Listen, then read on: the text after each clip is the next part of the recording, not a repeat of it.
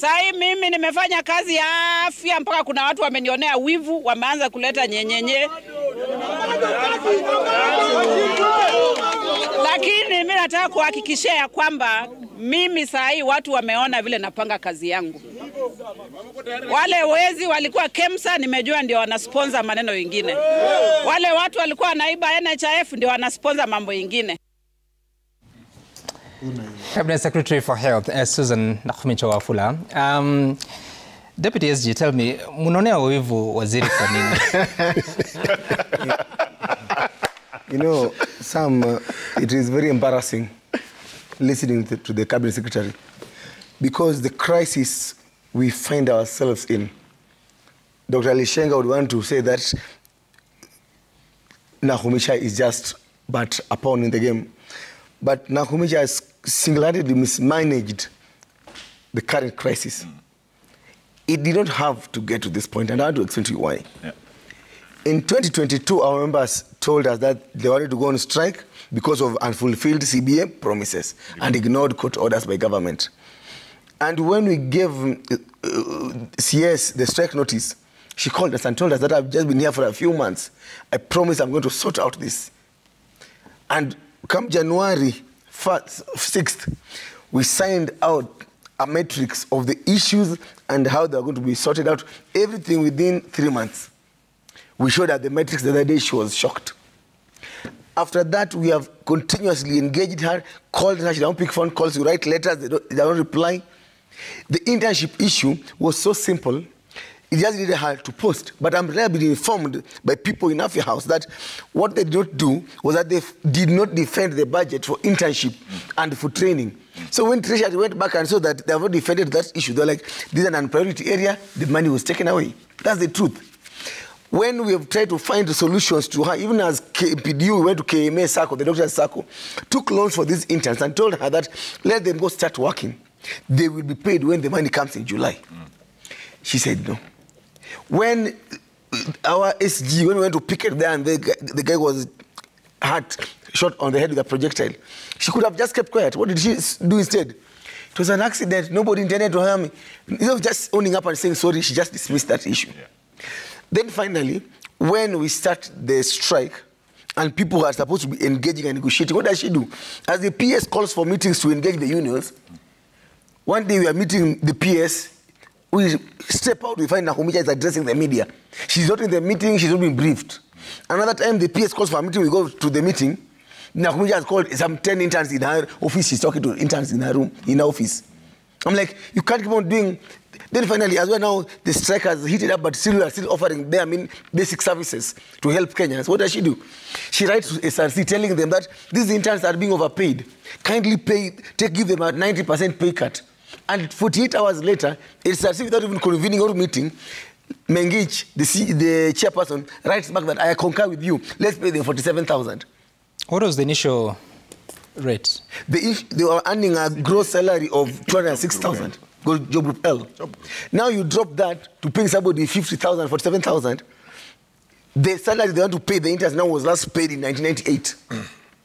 How many years back then? So there's no way that after all this, the only solution to every problem Nakhumicha has is the dog ate my homework. When NHIF people are making noise, the cartels are fighting. Today, when we told them that she had a problem, she said the cartels are sponsored court cases. Today, there's a strike that has been in waiting for the last 7 years. What does she say? That her enemies, the cartels, are fighting her. Who are these cartels? Today, we want Nakhumicha to tell us who are these cartels. They have DCI, they have NIS, they have the police, they have everybody. Who are these cartels today? We want to be told who are sponsoring us. The other day, we do a march, a peaceful march. We are being told, no. Doctors can't be disorganized. Somebody's organizing them from somewhere. Let them lay bare. They have our phones tapped, their messages being checked. So let them tell us who are these cartels that they're talking about. So as your right of reply, because the CS says that those cartels are sponsoring these activities. Who is sponsoring your activities? Thank you. Every time we meet to do any demonstrations, our members come by their own volition. The only thing we sponsor are water, which we give everybody a single bottle of water, only. Even the whistles they have, they buy with their own money. Even the vuvuzelas, they buy with their own money. The lab coats are theirs. Oh, the other thing we buy for them are the cups. one is 2 shillings. There's no single person who sponsors our activity because Kenyans must learn, and I want to tell Kenyans that 2 shillings. you must be able, yes, to stand for yourself and push for your own agenda without being sponsored by your member of parliament. Correct. Or without being sponsored by any party. In our demos, initially they were saying that maybe it was Azimio sponsoring us, but we had a demo in MTRH in Eldoret. It's Azimio in Eldoret. We have a demo coming up in Meru. It's Azimio over there. We have one coming up in Mombasa in Nakuru. So I don't think that Azimio is that powerful. This is what you use union funds, or what do you use to? Yeah. Yes, our members contribute money every month, and in our monthly contributions, there's money we put aside every single month, knowing that a day like now would come when the union must use the only power they have, the power to strike. So we save a little money for such activities. So we are well funded by our own members. Do you know how much that kitty is? Yeah, I am a union member. Let me tell you about the kitty. The kitty that we have for the strike is simply 500,000. Every time we sponsor a mandamano, we spend 50,000 on water and the caps. We have done 3 mandamanos, that's 150,000. We still have 350,000 for the next set of mandamanos. Thank you, Ms. Keller. Let's be honest. Again, let me give you my background. I was a union official from 2016 to 2021. Nikawachia Ms. Keller aendelee na kazi. We were actually with him, but he now took over a higher position. As a union member, I pay 3,000 shillings a month to the union, one doctor. That is how much per year. Mm-hmm. And then count by the number. How many members do you have? There are many. We are tuko wengi kama nzige. Secondly, the BAC and Lishenga should stop giving excuses. The BAC stops at the CS of Health. There are 2 people who the BAC stops on, CS of Health and CS Treasury. Those 2 are the 2 people. When the Ministry of Health does not budget for interns and then comes and says we are waiting for the next budgeting cycle, as Mheshimiwa says, the BAC stops at her. When, Ms. Keller has rightly said, the CS of Health has actually fueled this strike. We were actually just observing when, the strike began, and of course there are demands which are, and it started very simply, just do the CBA post-interns. Then when you demonstrate on that, then someone is shot and you make careless remarks. Then finally, when you start playing politics, by the way, the Cabinet Secretary of Health is a fantastic politician. Yeah. But in health, we don't play politics. When Raila Odinga came to our maandamano in 2017 and mentioned the word, what was the opposition party then? Nothing. No, the government. He mentioned the government. Jubilee. It's on my YouTube page, the video. No politics. Yes. No politics. He was told no politics. Kalonzo came when our people were being released from jail. No politics.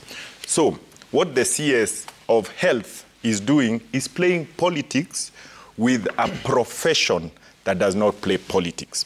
And when you play politics with health, as my chairman of president of Kenya Obstetrics and Gynecological Society has said, women start dying when you start playing politics. So let's avoid playing politics. Finally, on the issue of pay for interns, we are removing that name, interns. We want them to be called junior medical officers because the term internship in health does not translate to the local man what they actually do. They're actually doctors. Yeah? As an intern, I did 2,000 cesarean sections in Machakos as an intern in the year 2000, 2001. 2,000 cesarean sections. If you calculate in a private sector, a cesarean section would be, let's go to Nairobi Hospital, 350,000. Do 2,000 times 350,000 in terms of the value. That was me as an intern. So let's not play politics with health. I hear you. I wanted us first to listen to what Felix Koskei said about this particular question on the interns. And as we do that, I just wanted some clarification, Dr. Misikela. He says that his subscription is 3,000 shillings per month. How many members do you have? We have members as many as 10,000 on a good day, and as many as 15,000 right now when you're on strike. More have joined because they want to be under this umbrella called KPU. So some are just joining for this period, then they'll take off after they get the benefit. So, but that's not important. What's important, Sam? Sorry, it was a specific... Let me just get you on one thing. Look, just we're here for the morning. We'll get all that. So 10,000 for 3,000, that would be about... 36,000 per month. 30 million. Sorry? 36,000 per month. Per year. Per year. Yeah, 36,000. So times 10, 360 million. Yeah. Yeah. Oh, that's a lot of money. Yeah, we can sponsor the politicians, not them sponsoring us. You can buy water. We can buy water. Buy water. Let's listen to Felix Koskei, the head of public service on medical interns. Our friends, the other side, wants all the interns constituted, all the interns to be still called interns, and they want to be paid 206,000 as opposed to other interns who are being paid 25,000, 35,000 maximum. And at the same time, they want government to employ all of them at the same time. We have laid down the challenges that the country has when it comes to the fiscal situation, and we have confirmed to them that we are going to see how much we can accommodate them and how many in number are we going to uptake them. That is the head of public service. I'll get to you. Duncan, tell me, Yes. because you're telling them to wait for the new financial year. Yes. From the budget policy statement and the conversations you've had at the health committee, Yes. have you heard of any proposal to improve how much is going to the medical interns? Let me begin. Number one, it is not true that the ministry in the last financial year did not budget for interns. There was a provision of 2 billion shillings. 2 billion. In the financial year 2023-2024. But if all the interns have to be posted, then double that amount is required. But remember, Sam, I also said, interns do not just get posted to a hospital. The hospital has to be a designated internship center. Sam, let me surprise you. Dr. Kigondu has given us an analogy of a Sicilian section in Nairobi Hospital. Nairobi Hospital is not an internship center. It does not provide interns the opportunity to get trained there for the 1 year.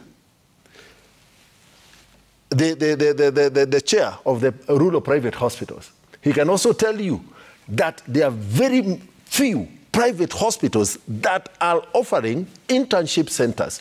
And therefore, internship opportunities largely are the domain of public hospitals, and it cannot be done at every level. It is at most level 4, level 5, and level 6. The opportunities available are not sufficient to cater for the large number of interns we have currently. The opportunities available based on... Based on, for example, for an internship hospital to qualify for an internship center, right now they have to have at least 5 specialties. They have to have surgical, they have to have obs and gynae, they have to have pediatrics, they have to have internal medicine, and now they have to have psychiatry and community health. Not all level 4 hospitals have that capacity. The level 5 hospitals may also not have the same capacity, because besides having that, there is the workload. Okay. Because as Dr. Kigondu was saying, during his internship, there is a number of CSs, cesarean sections, that he should be able to perform. So it's not just a question of posting. Yeah, and I hear you. So now let me just move away from that point. Yes. So you've enumerated the areas that they must have as specialties. Yes. But what's the number across the country? What's the number of opportunities do we have? Across the country, Lafri now we have 87.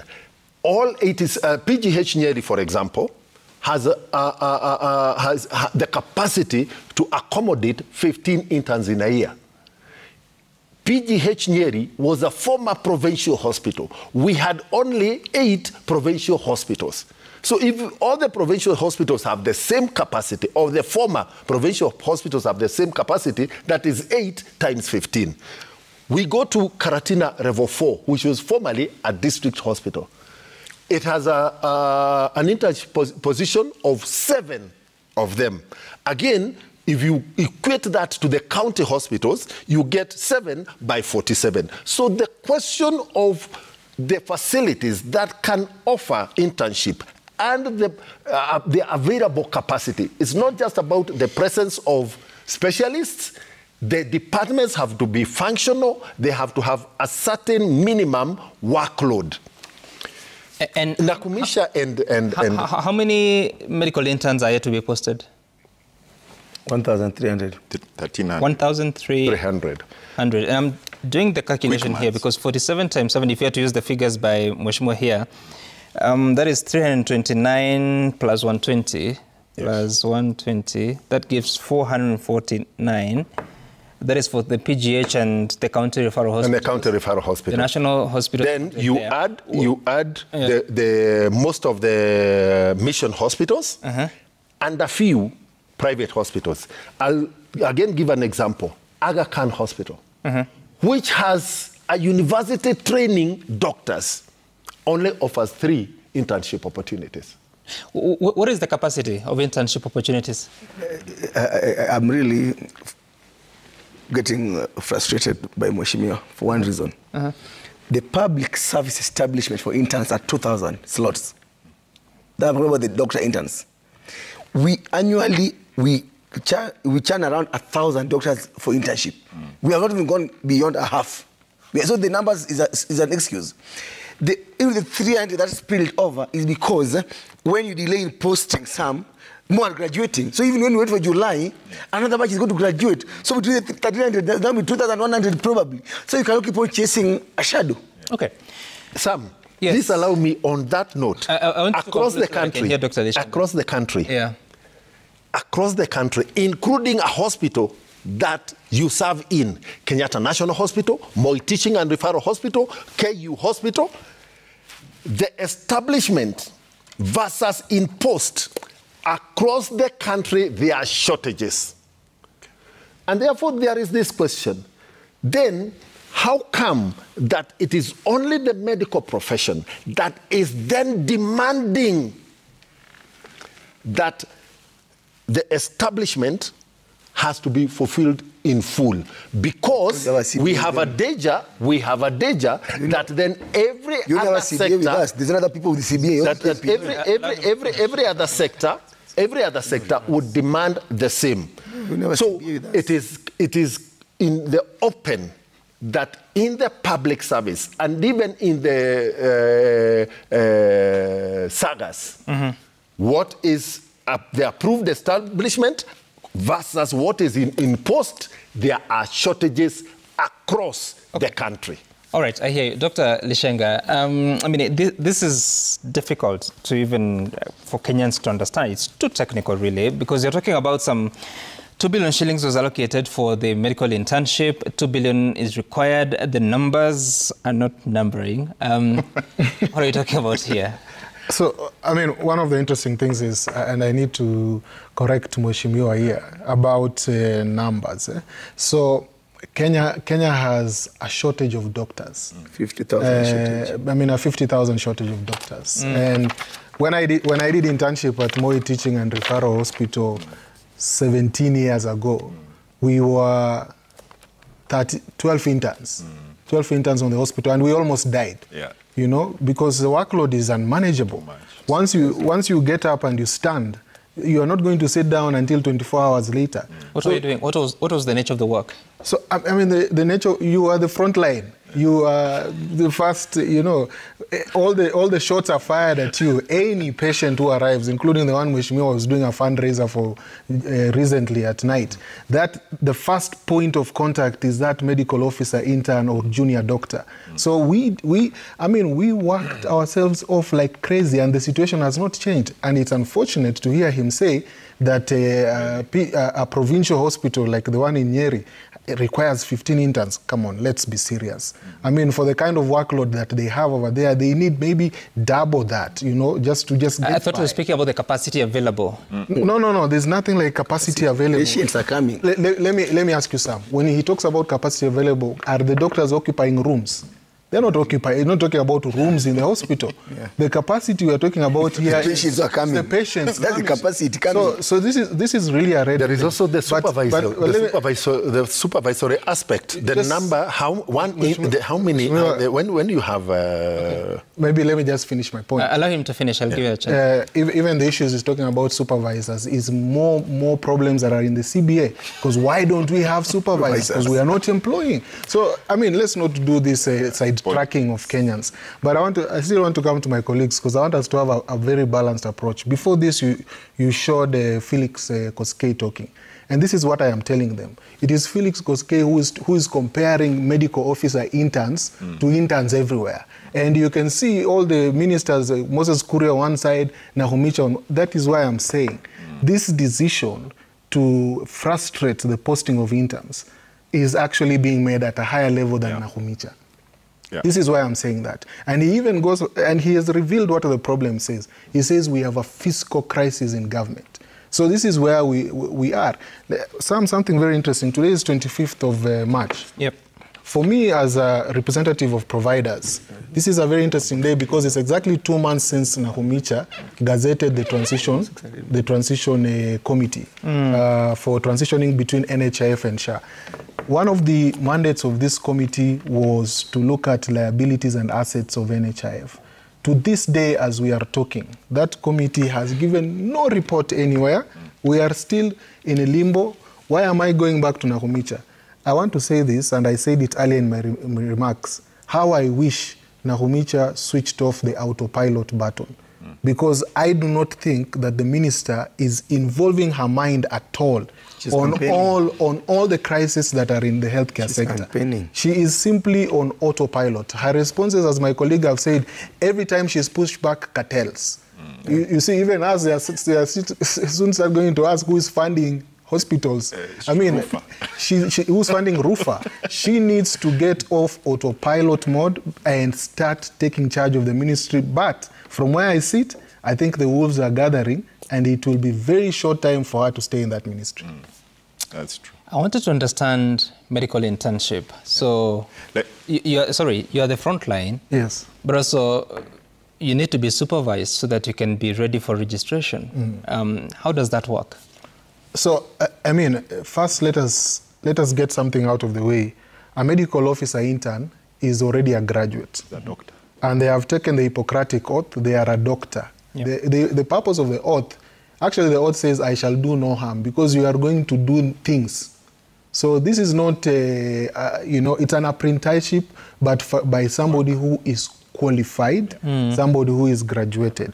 Now, why is it that they have to work under supervision? It is because they need to gain proficiency. And, for example, for a cesarean section, you do about 1 or 2 or 3 maximum under supervision. And usually, because of the health sector shortages we have in this country, by the time, if you are lucky, by the time you are on your 3rd cesarean section, you are on your own for eternity, So this is the reality of this country. And it is unfortunate for policy makers in a country where we have severe shortage of healthcare workers to be playing dice with the lives of Kenyans. Why is it, if interns are not important, let me just ask this, if interns are not important, why is it today that by the lack of interns, the private sector is now dealing with 80% of the patient workload?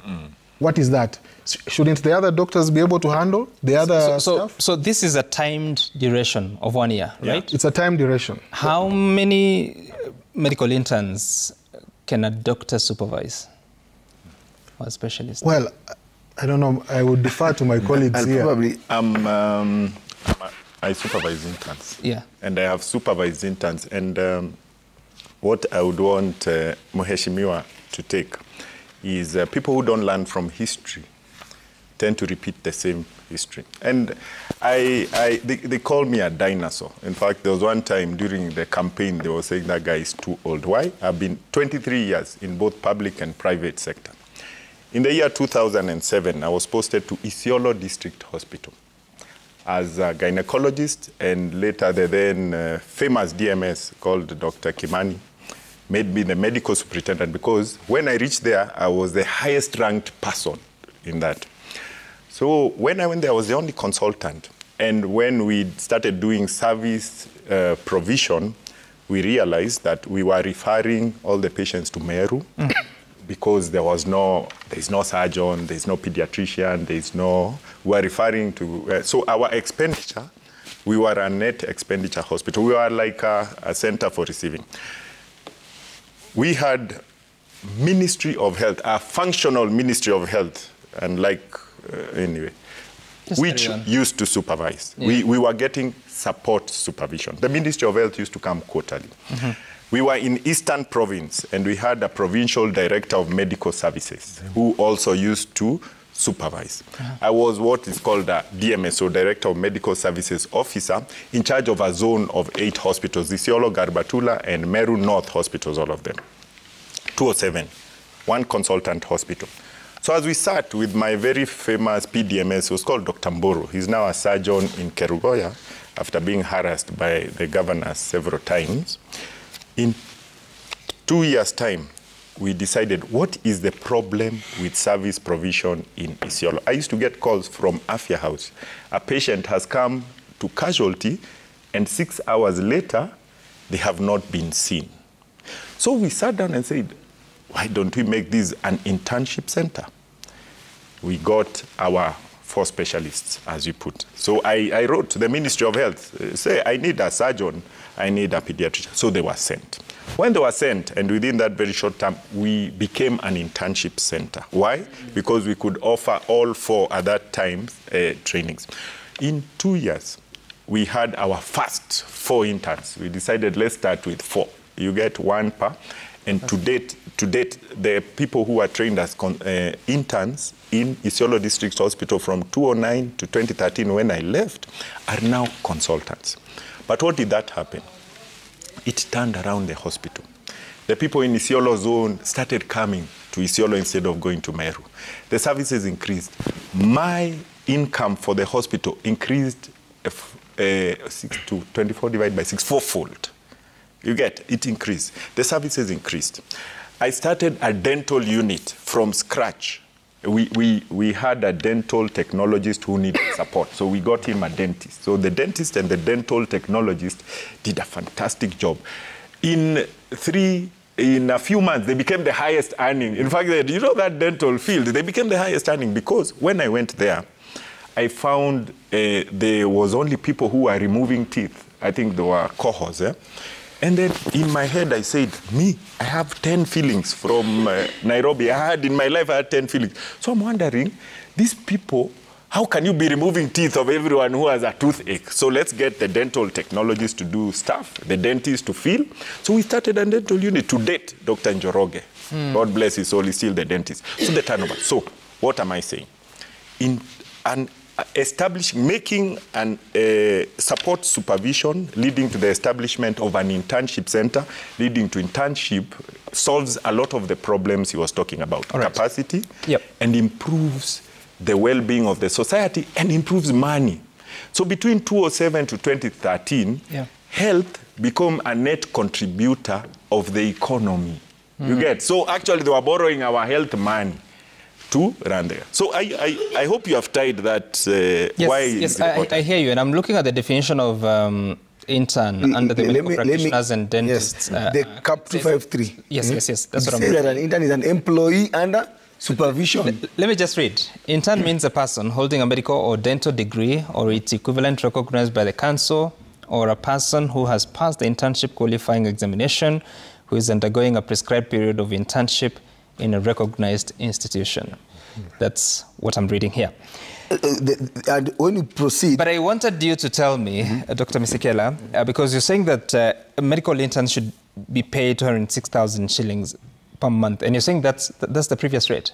No, they have been earning, yes. What is the starting salary of a medical doctor employed? That's the one. That's the job group L salary. So in the internship policy, it's clear that an intern enters service at your Group L. Previously, before 2019, it was that after you graduate, then you are posted for internship and your Group L, yeah? 206,000 gross. Then after 1 year, 12-month fixed contract, then you automatically transition to M, because they are all being absorbed because Kenya has a severe shortage of workers. Yeah? Are we currently absorbing all the interns? We are not absorbing any, and that's where the problem starts. That from when the evolution of healthcare happened, nobody sat down in the Ministry of Health to unpack what it costs to provide service. Right. So that governors were supposed to be told that, yes, we are developing this healthcare to you, but this is a cost of HR, of buying drugs, and all that. The governors just told former President Uhuru that, no. Nothing like putting structures. You are fighting the evolution. Give it to us. And so they were, President Uhuru, being frustrated by them, just told them, then, chukweni.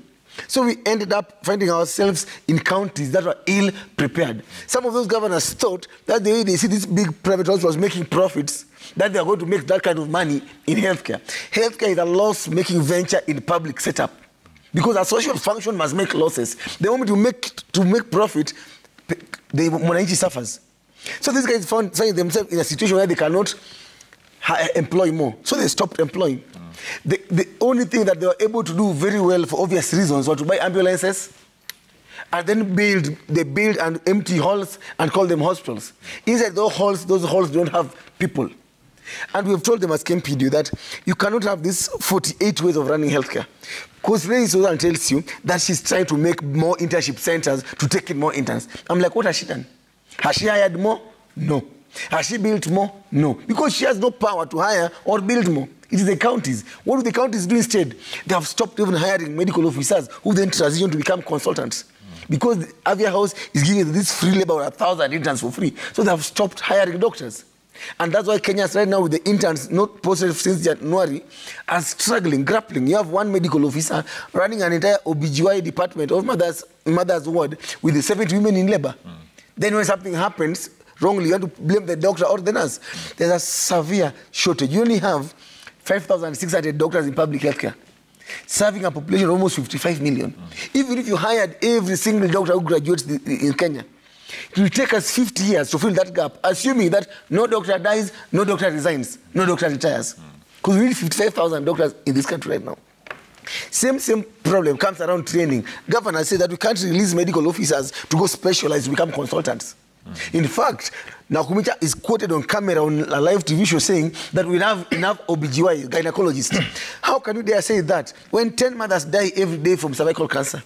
When 500 mothers die giving birth out of every 100,000 births?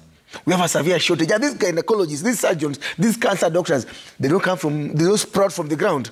It is the intern that becomes a medical officer, then goes for their masters to become a specialist. Yeah. So every time that woman comes and she's told you have stage 4 cancer because you missed a diagnosis, it's because there was nobody from the word go to see them. One patient once told us in the National Cancer Conference, we are tired of being blamed for coming late. When you diagnose me with stage 4 cancer, you say, Mama, umechelewa. Yet these women, when they have that discharge, will go to the dispensary. She'll be treated for UTI. Then next time it passes, she goes to the health center. She's being told, you have another infection, antibiotics. By the time they get a chance to meet a real doctor, not a specialist, a real doctor, this woman is stage 3, stage 4. That is the life of Kenyans. That shortage of that intern is not being posted. It's not about KMPDU wanting members to be employed. No. It's about when that woman this morning wakes up and the child has had fever the whole night. She has to make a choice that, do I go to the hospital and queue the whole day? Or do I go and start by the road and I go wash clothes? Because she knows that if she goes to KNH, that day other children will sleep hungry because she would have gone to get her daily wages. She goes, when she comes back in the evening, this baby who's running fever overnight is probably dead. Because she has to make a choice of either going to the hospital or going for daily wages. Because shortages mean that one doctor will see 200 patients in a day. Means that one doctor, this patient will have to wait for 7-8 hours before being seen. It means that that old man who's having an enlarged prostate, who is struggling to pass urine, will be told that you can go to theater, yes, but 4 months from now, because the surgeon has his queue booked up to 4 months ahead. These issues we talk about are not about doctors. These issues we talk about are about Kenyans, the patients who want to bear the brunt. Yet every time you speak about someone, they'll tell you, oh, greedy medics, they are being sponsored. No. But what even if you are greedy?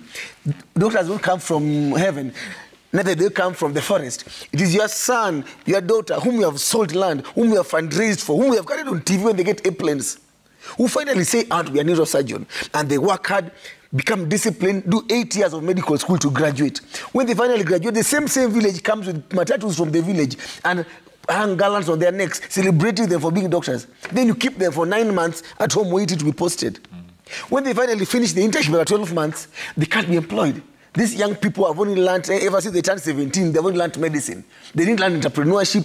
They cannot do anything else. They are only with one knowledge, how to treat. When they hit their dead end, what do?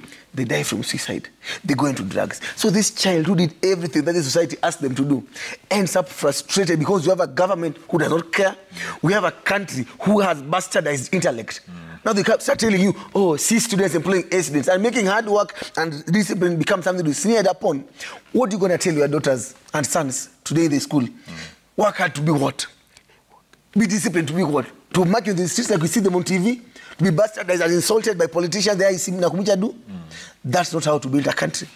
We must sit down as a country and ask ourselves, where did we go wrong on healthcare?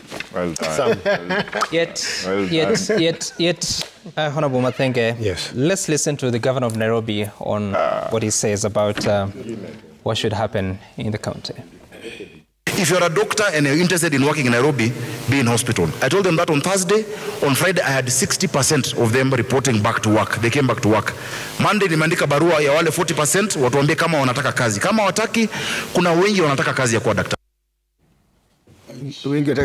What is the solution out of all this? Because, I mean, you clearly hear the passion in Dr. Misikela here explaining what doctors have to go through to be what they are, but also sort of a misunderstanding. And you said that they should wait for 4 months. Have you seen, again I ask this question, have you seen any attempt to review the terms they've been speaking about, especially for the medical interns? Sam, there is no review that is necessary because we have a CBA that is negotiated and it's legal. I'm talking about in the budget policy in the budget.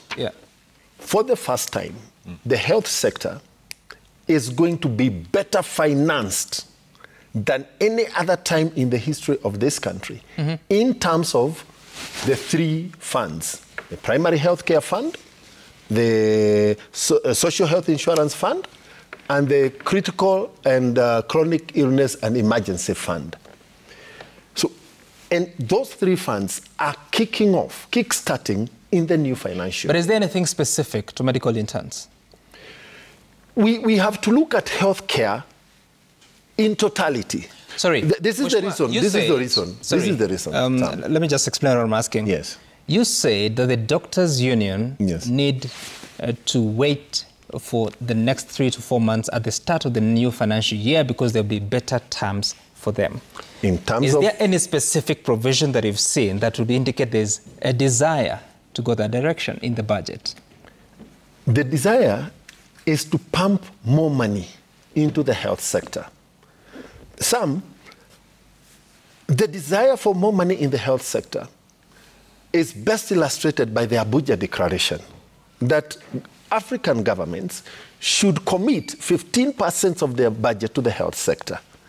However, we are not doing well. We are at 6%.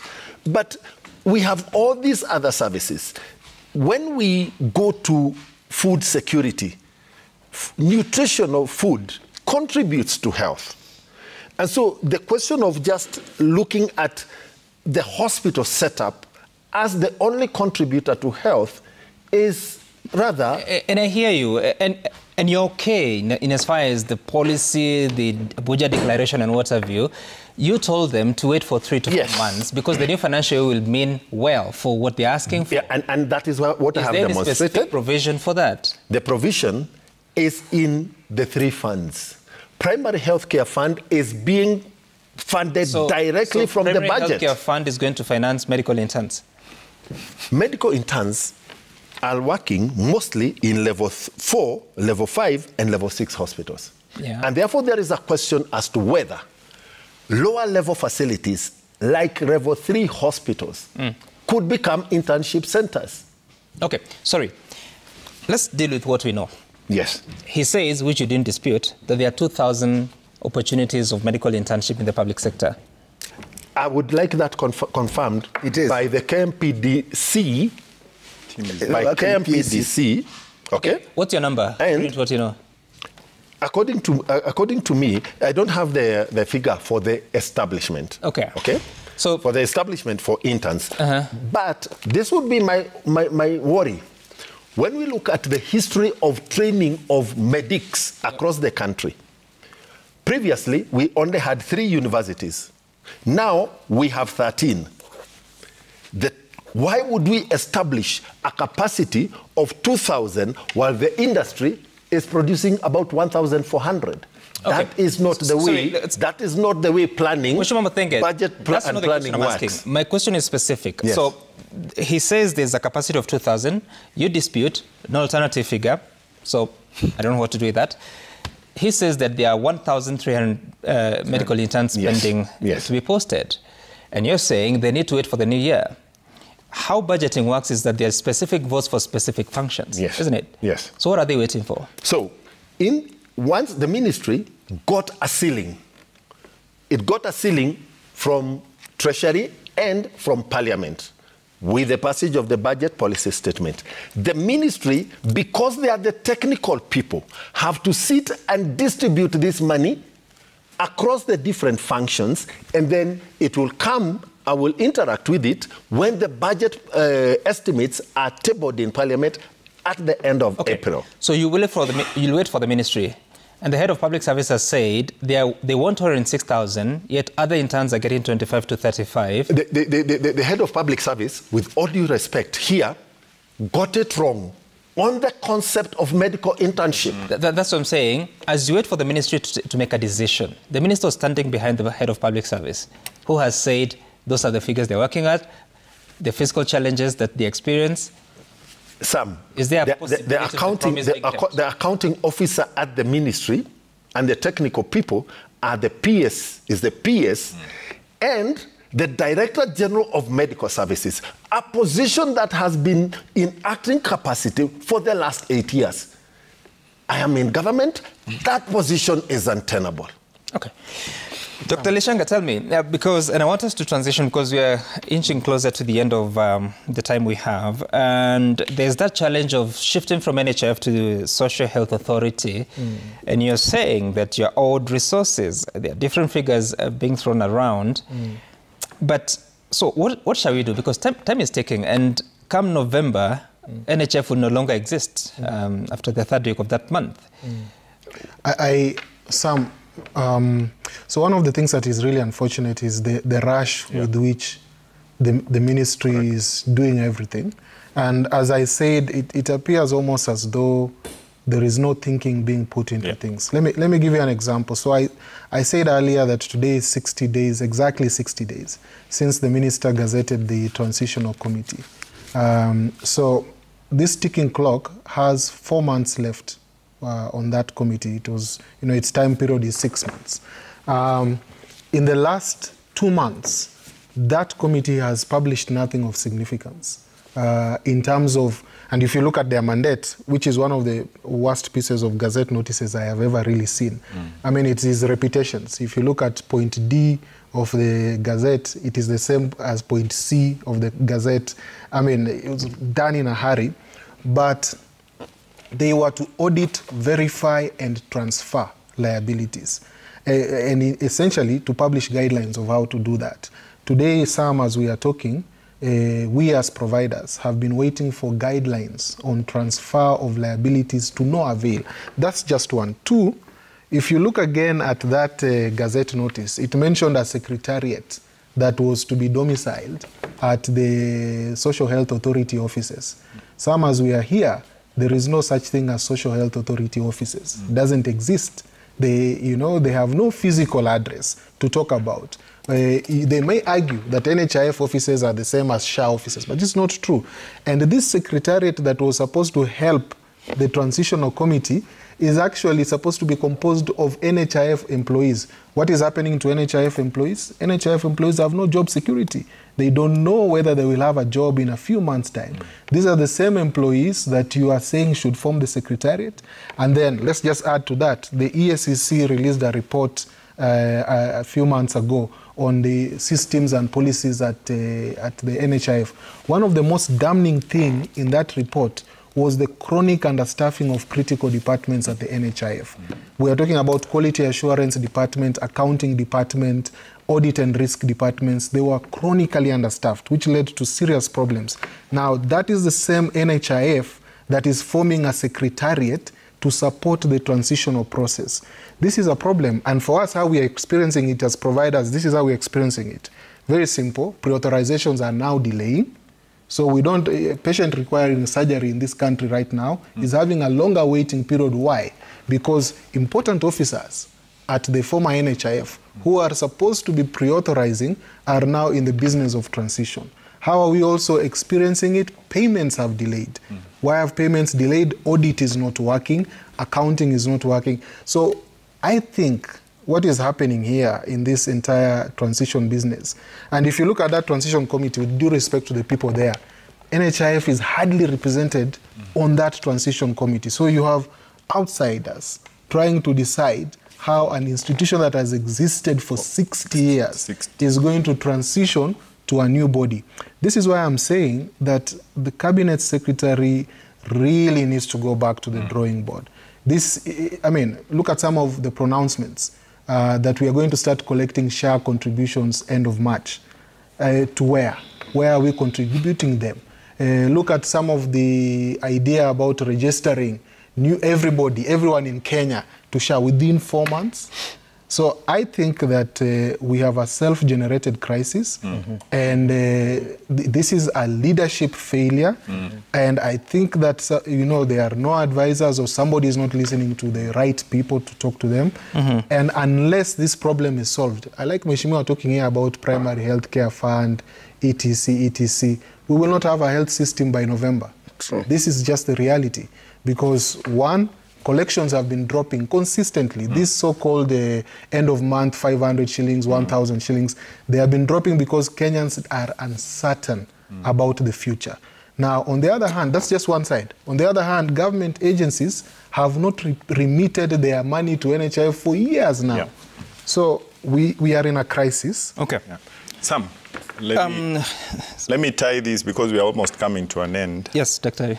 Let me tie this to the whole, we are sort of having an onslaught against health sector in general and doctors in particular. Let me tie this to the e-Teams issue. We, as doctors, have been meeting KRA, and we gave them one proposition. We told them exempt the doctor from e-Teams invoicing based on confidentiality and tax point. So KRA want us to provide personal information through a KRA system. It's like they want to run the government system, and then they want us to pay tax before we are paid. You see? And that's how the e-Teams work. And on that note, today we are lodging a major lawsuit against KRA. And as you say, where do we get our funds? We are not sponsored. Our doctors have collected money for the legal fees, so you can't do. And I'll just point you to the regulations of e-Teams. Each electronic tax invoice generated from a system shall contain the personal identification number of the registered user of the system.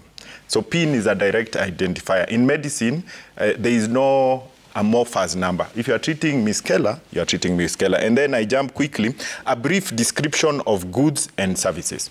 So if you have torsion is when your testes twist and we have to cut them off. Then you come to me, we cut off your testes. We will generate an e-Teams receipt written, Sam Gituku. We have cut off his testes, 1,000 just for the KRA to know that I owe them 300. You get? So everyone in KRA will be discussing how Sam Gituku has no testes. You get? And who gets sued? How would they know? Surely the doctor gets sued. Wait.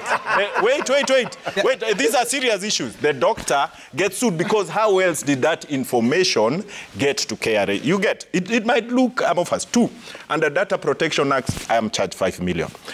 EU and other have laws that don't allow their members to be put in public systems for people who are. And we must learn how data. And finally, to link to Lishenga. And let me say, we've been having meetings with KRA and our team. KRA wants doctors to put PIN numbers of patients, yet more than 80% of Kenyans have no PIN number. You get?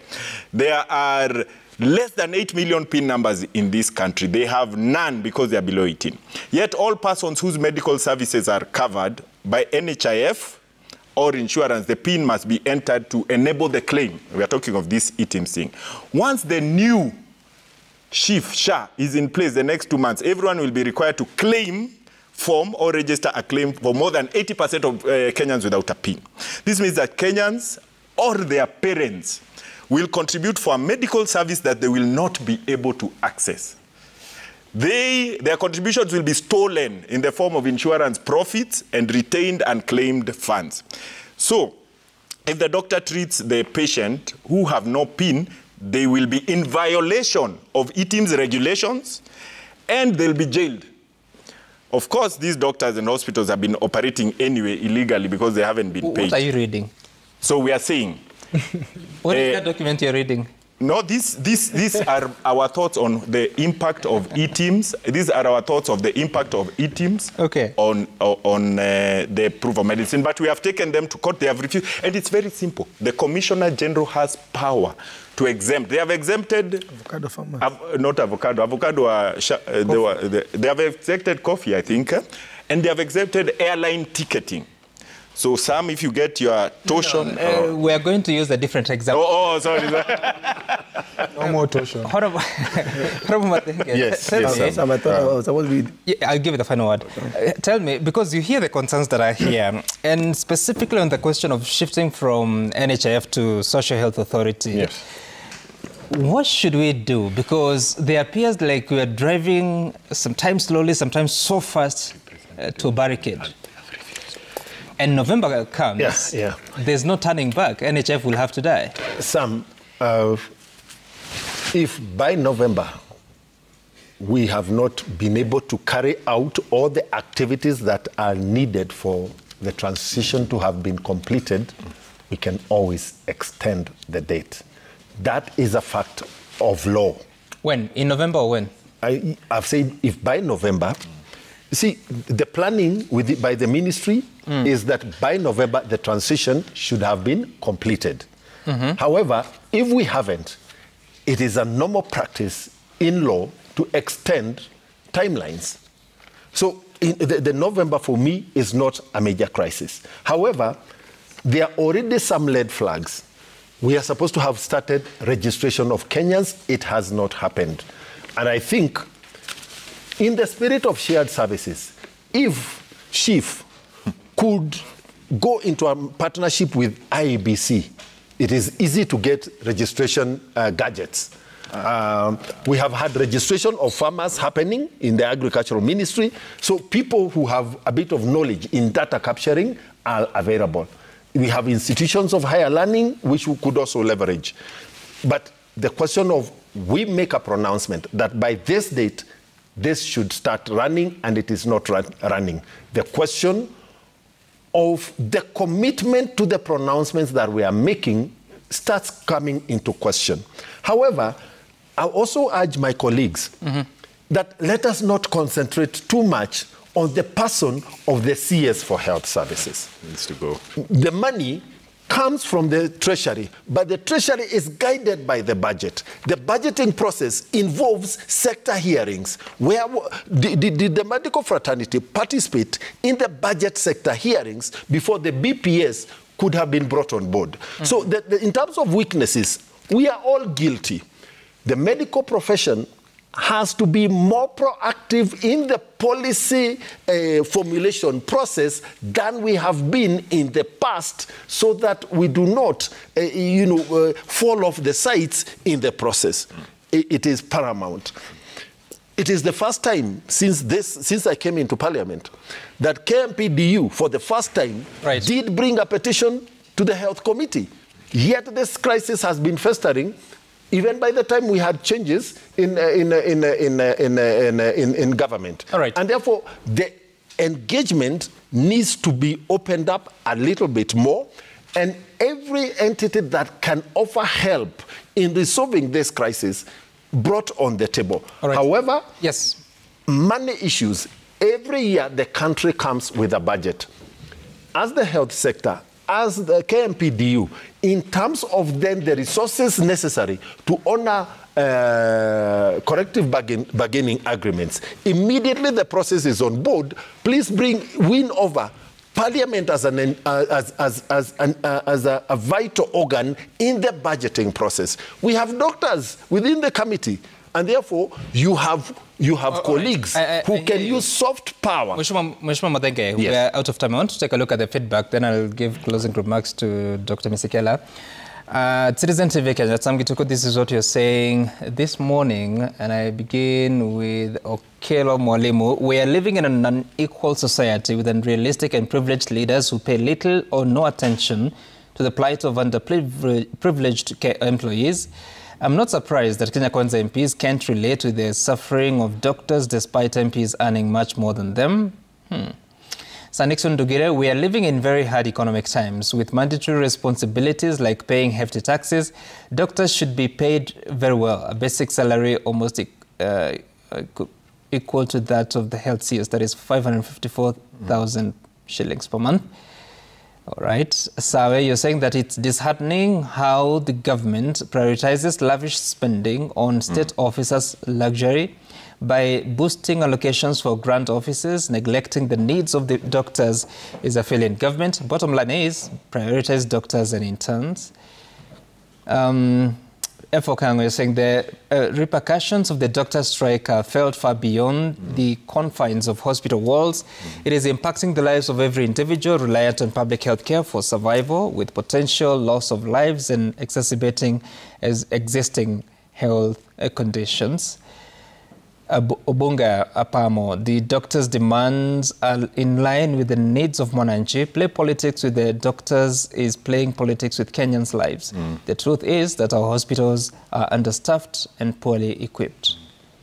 Dr. Kimutol, now KMPD wants other cadres to join them in the picketing, yet when clinical officer interns were being paid 15,000 shillings in disregard of their job group H, they kept silent. Okay. That's it with the feedback this morning. Well, Gadua Gashara, it's quite unfortunate that such a vital life and death issue in healthcare is being handled so casually. It only gets clearer by the day that Wanjiku is on their own. That's it for now. But Dr. Misikela, I want to give the closing remark where we go from here, because we have spent some time to describe what the problem is. So what should the solution be? Thank you very much, Sam. A doctor's strike is not your normal strike. Lives are lost. I'm sure that in these 11 days, there's people who have lost their lives. There's a mother who probably gave birth to a child who had prolonged labor, who did not get a proper score, did not cry immediately, and this child will live with the cerebral palsy for the rest of their lives. Reducing this matter to an issue of politics is very unfortunate, number one. Number two, on the 30th of July, 2021, Justice Monica Mbaru ordered government and ministry that they should sit with the unions and come up with minimum service agreements on what services can be offered as emergency when there's a strike. Yeah. Because as KMPD, we don't believe that the success of our strikes is by patients dying or suffering. The government ignored that order of making that minimum service agreement to ensure that Kenyans don't suffer. Finally, healthcare has had a challenge for the last 14 years of devolution. Yep. And healthcare workers have consistently said that there's a problem. Please, hear us out, please fix it. But whatever we have been treated to is when you go to the counties, they tell you the problem is national government and exchequer issues. When you go to the Ministry of Health and the Treasury, they didn't know you guys are devolved, go to your counties. So you are being tossed left, right. This child has suffered the unfortunate incident of a broken marriage. They go to the mother tells they go to your father. You go to your father, the being told go to your mother. Now we are left with only one option, that this child, who has been nothing but an excellent child, in the name of a healthcare worker, has said enough is enough. I won't be tossed anymore. I simply won't go to school. We are asking government to take leadership. The pillars of UHC that they keep on talking about every other day, one of them is that you need to have functioning hospitals, build them and equip them. They're doing a good job at building them because they're kickbacks and all that, and equipping them. Number two, we have to put the health systems and technology on around the digitization bill and act and all that. They've done a good job on that. There's the KEMSA reforms on the drugs. They have attempted to cure the financing issues using the SHIF and all that. It has its challenges, but they made an attempt. Why can't we now go to the pillar on human resources for healthcare? We must make a deliberate attempt at training more, interning more, employing more. Because even a building without a doctor is just a building. You need to have people there. Right now, they have had 100,000 CHPs as a solution to the human resource issues. First of all, these CHPs, community health promoters, are not qualified healthcare workers. They're just political supporters whom they brought and put on a stipend. Then they do go to the villages with the BP machines and the diabetes machines, and they make diagnosis, creating the need for the healthcare. But this woman, after being told she has hypertension, she goes to Kategoria level 4 hospital, and there's no doctor. So why did you tell me that I have hypertension if you're not going to give me somebody to treat me? So you're creating a need that you can't sort. And that's the challenge that we have to tell Madam Susan and her team, that take leadership. Healthcare is involved, yes, but policy is at the center of it all, is at MOH. Kenyans voted for Kenya Kwanza government, one president, for one way of running things. You can't tell me that I pay taxes in Turkana and I get an inferior health service than somebody who pays taxes in Kiambu who gets a better service. Yet it's the same country, it's the same exchequer funds being used to build hospitals and fund healthcare workers. Let us have a unified approach in fixing this problem. And as KMPDU, we are ready and willing to help the government do their part. Thank you. All right, we have to come to a close. There's a gentleman here, Abdurrahman Bint. He's saying something that got me thinking. It is not the best feedback, but he says that as clinicians, we decided to give the community health promoters mandates to diagnose and manage patients with the help of their boss. I don't know what that means, but I don't think CHP is able to diagnose, are they? They are not.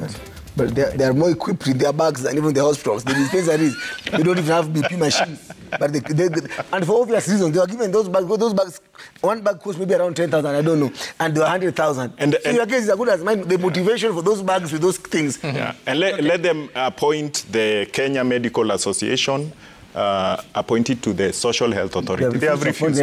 Everyone else has been. You've given your name. Names are forwarded. They have refused from October 20th. We are on strike. You also know that. Yes. The healthcare providers are demanding 29 billion. Yeah. And we are on a 100% cash basis. Yeah. This is a bad time to be sick in Kenya. Yeah. And the head of state, in my view, really needs to take charge of this situation. Yep.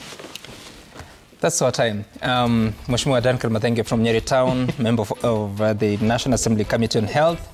We have Dr. Simon Kigondu, President KMA. We have Dr. Dennis Miskela, Deputy Secretary General KMPDU, and Dr. Brian Lishenga, the chairperson from RUPHA. Thank you so much for making time for us of this conversation. And it continues. Unfortunately, still no end in sight. It's the 12th day of the doctor's strike. There are press conferences being called by the unions. We hear what they have to say, but really drawing what that health crisis is this country today. My name is Sam Gituku. See you again some other time. Bye for now.